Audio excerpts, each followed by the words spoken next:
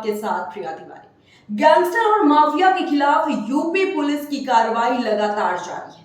वहीं अब उत्तर प्रदेश के मेरठ में खूंखार गैंगस्टर अनिल दुजाना को पुलिस एनकाउंटर में ढेर कर दिया गया है।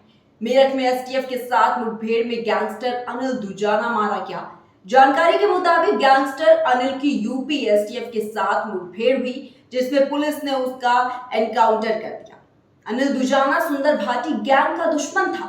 गैंगस्टर सुंदर भाटी पर अनिल दुजाना ने एक समय AK-47 से हमला भी किया था। देखिए पश्चिमी यूपी के गैंगस्टर अनिल दुजाना की ये खास रिपोर्ट। पश्चिमी उत्तर प्रदेश के खूंखार गैंगस्टर अनिल दुजाना को यूपी एसटीएफ ने मार गिराया है। एसटीएफ ने मेरठ के जानी इलाके में अनिल का एनकाउंटर कर दिया। 36 साल की उम्र के अनिल दुजाना पर 62 केस चल रहे थे। यही वजह है कि पुलिस ने उसके सिर पर 75,000 रुपए के इनाम की घोषणा कर रखी थी। दुजाना पर दर्ज 62 मामलों में 18 मर्डर समेत रंगदारी, लूटपाट, जमीन पर कब्जा छुड़वाना और आर्म्स एक्ट जैसे गंभीर मामले शामिल हैं। उस पर राष्ट्रीय सुरक्षा कानून यानी रासुका और गैंगस्टर एक्ट भी लगा था। गैंगस्टर सुंदर भाटी पर AK-47 से हमले का आरोपी था। वह 2012 से जेल में था और जनवरी 2021 में बेल पर आया। बुलंदशहर पुलिस ने 25,000 और नोएडा पुलिस ने 50,000 का इनाम रखा था। पुराने केसों में पेश नहीं होने से अदालत से गैर जमानती वारंट जारी कर रखा था। 20 साल पहले देहात के रास्तों पर वाहन लूट की घटनाओं को अंजाम देने वाले गिरोह को अनिल दुजाना चलाता था। देखते ही देखते वह उत्तर प्रदेश की टॉप 10 की सूची तक पहुंच गया। 17 साल पहले पहली बार दादरी कोतवाली पुलिस ने डाबरा गांव से उसको 4 साथियों के साथ मुठभेड़ के बाद गिरफ्तार किया था। सभी से आधुनिक पिस्टल बरामद की थी। भट्टा मालिकों और व्यापारियों से रंगदारी वसूली जाती रही।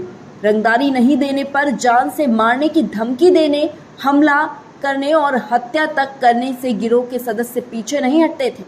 3 बार दादरी में गिरोह का सफाया करने के लिए तेज तर्रार कोतवाल और दरोगा तैनात किए थे।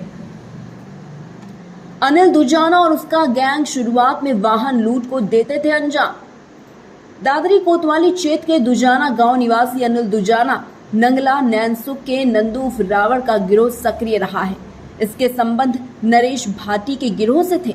दादरी क्षेत्र में वाहन लूटते थे। वाहन लूटने के बाद आपराधिक वारदात को अंजाम देते थे। भट्टा मालिकों से रंगदारी वसूली करने, दादरी के व्यापारियों से रंगदारी वसूली के लिए चर्चित रहे हैं। रंगदारी नहीं देने पर सरेआम व्यापारियों की हत्या की जाती थी। दादरी में गिरोह से तंग व्यापारियों ने दादरी में लंबे समय तक आंदोलन चलाया। रंगदारी वसूली बंद कराने की मांग की गई। रंगदारी का विरोध करने पर एक व्यापारी नेता की भी सरेआम दादरी में हत्या कर दी गई थी।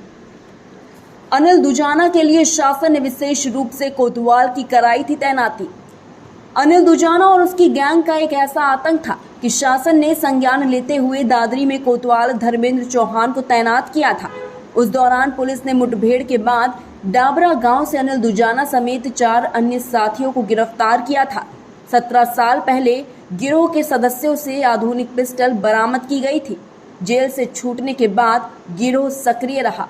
देखते ही देखते गिरोह में लोगों की संख्या बढ़ती गई।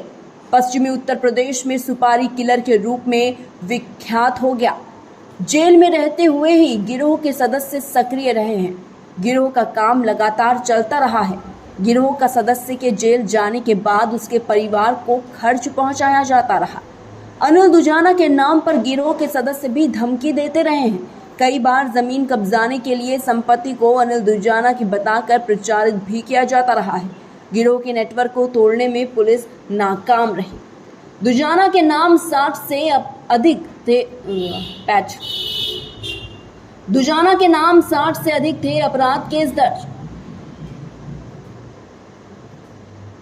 पश्चिमी उत्तर प्रदेश से लेकर दिल्ली तक आतंक का पर्याय बन चुके गैंगस्टर अनिल दुजाना की तलाश जमानत मिलने के बाद तिहाड़ जेल से छूटने के बाद से एसटीएफ को थी। उसकी गैंग के 40 सदस्यों में से 17 के खिलाफ पुलिस बीते कुछ सालों में कानूनी शिकंजा कसती जा रही थी। उसके खिलाफ कुल 50 मुकदमे दर्ज थे, जिनमें से एक में उसे 3 वर्ष के कारावास की सजा सुनाई जा चुकी थी। जबकि 2 मुकदमों में वह बरी हो चुका था। दुजाना के लंबे आपराधिक रिकॉर्ड की वजह से उसका नाम शासन द्वारा चिन्हित 66 माफिया की फहरिस्त में शामिल किया गया था। पुलिस दुजाना की 2.5 करोड़ रुपए की संपत्तियों को जब्त भी कर चुकी है।